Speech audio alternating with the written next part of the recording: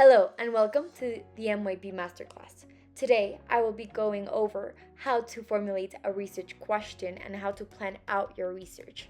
This will be specifically useful for humanities subjects, so history, geography, maybe you see them all in a combined subject.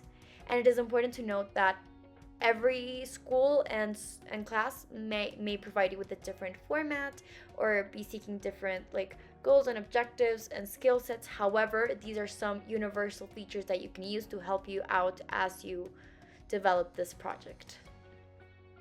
So to begin with, the research question. Firstly, you should be doing initial research. Now, it is likely that if this is an assignment, you have a prompt or topic that you should be working on. These tend to be broad ideas relating to the units or content that you've covered.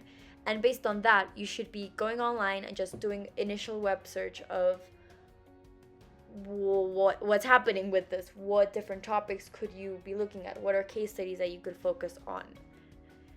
Brainstorm ideas of topics of interest based on this initial research, previous knowledge that you have. Think of things that might be fun for you to explore. Maybe you can find a connection to something that you already know something a little bit about, or something that you find really interesting. If you find something that's really interesting and that works, it's gonna make the research project much funner for you. So brainstorm on your interests, and also very important that you find available resources to ensure you can carry out the investigation properly. You do not want to be halfway through your investigation and be unable to find quality resources on the subject, because then you'll get stuck and it might be very frustrating, and we don't want that to happen. So try to make sure that there's enough resources so that you can carry out the investigation to the end.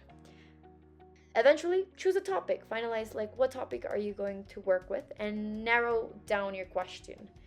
Try to be specific and focus on both the topic that you have chosen and how it fits into the prompt and the specific assignment guidelines. Another advice is to seek to explore something that you can analyze and be critical of, rather than something that you can describe. For instance, if you're talking about a historical event, you do not want your research to just list out the chronology of the event, but rather look at things like causes and effects of, perhaps you're talking about a war or a specific conflict, rather than just be just investigating facts and describing them, something that allows you to produce analysis, as this might be important if you are requested to produce a reflection, a final product, or a conclusion. So let's look at some examples of research questions. Here we have, how does action against climate change affect the environment? Now this is good, however, it is very broad. So are there ways that we can make it more specific? For instance, what action and what effect? Here we can see how we can be more specific and ask, how do carbon tax policies mitigate climate change? So now we already have a specific effect that you will be looking at, and a specific action, in this case carbon tax policies. How can it be how can it be an even stronger question now? This will vary depending on the question. Now, how questions tend to be really good, but it's important to note that you should not be aiming towards or leaning towards any particular side, or be making any assumptions as you formulate your question. In the question, how do carbon tax policies mitigate climate change? You are assuming that carbon tax policies mitigate climate change. Whilst this might be true, it is important that you know it as a fact before you proceed with that question, and that you consider that perhaps for an investigation it might be best to go with a version of your question that does not make assumptions.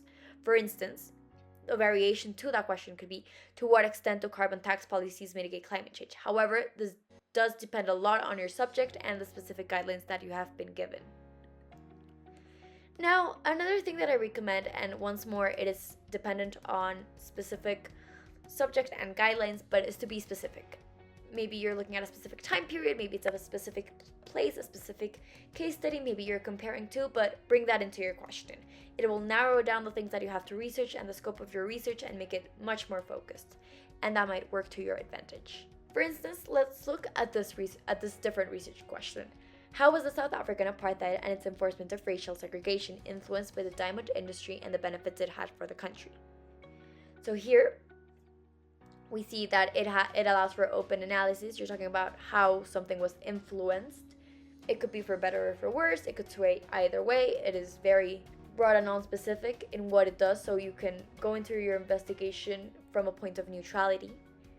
It names a specific context. It mentions the South African apartheid. That specifies a specific location, South Africa and apartheid, which was a time period.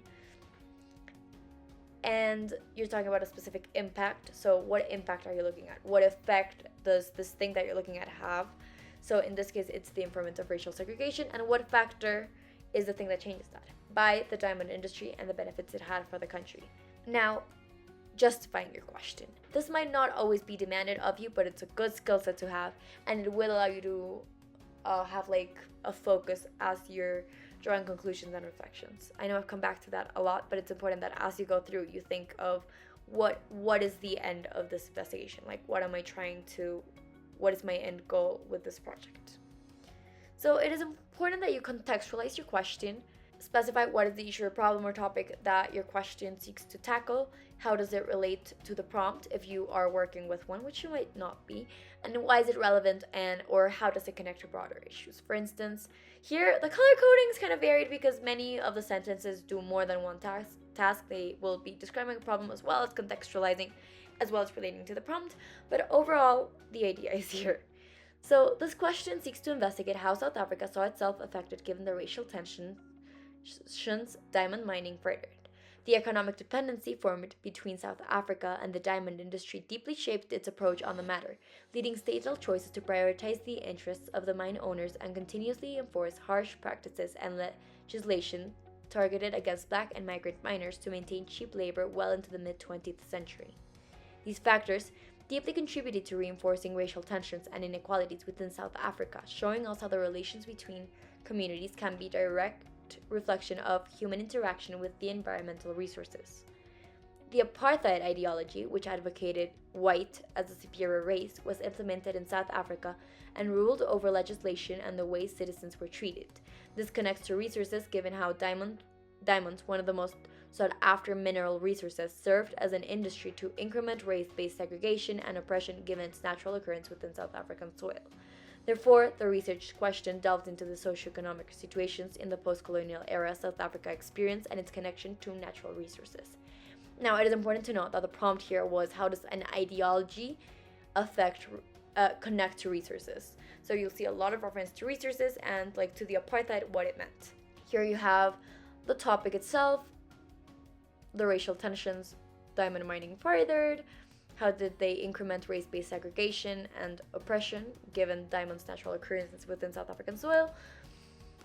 The context, like what was happening, why might have it happened, and a connection to a broader issues of racial inequalities and tensions within South Africa. Lastly, research planning and layout.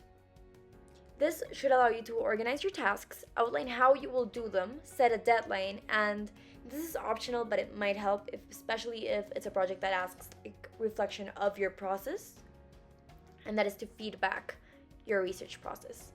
The way I recommend doing this is through an action plan where you have your to-do, your method, the date that you should have it done by, and a comment or feedback that will help you like do a reflection in case that this is requested of you or just improve for the next time, which is also incredibly valuable. So how might an example of this look like? For example, the task, do base research. The method, think about countries, topics, ideologies, time periods, or people that interest me and do a base web exploration of the information available and the potential inquiry paths this may offer. Have it done by March the 1st and, for example, comment or feedback, and in very general and broad terms, I found X and B interesting, referring to topics, but did not see enough resources. Please be specific, don't put a variable. But did not see enough resources, which discouraged me from pursuing them. Instead, I found this article talking about C, and this gave me prompts to further narrow the investigation. Now, in a normal action plan, these are the things that almost universally you should have. As I mentioned several times, it may vary according to the specific demands of your subject and assignment, but broadly speaking, doing the action plan, doing your initial research, narrowing down the topic of interest and gathering resources, formulating your question, justifying your question, research and note-taking, evaluating your resources, creating a final product. It might be an article, a conclusion, a video, reflection and conclusion. And lastly, your bibliography, where you lay down the sources that you have used throughout your investigation. Thank you for joining us in another MYP Masterclass video, and if there's any content that you'd like us to cover, please reach out. Thank you.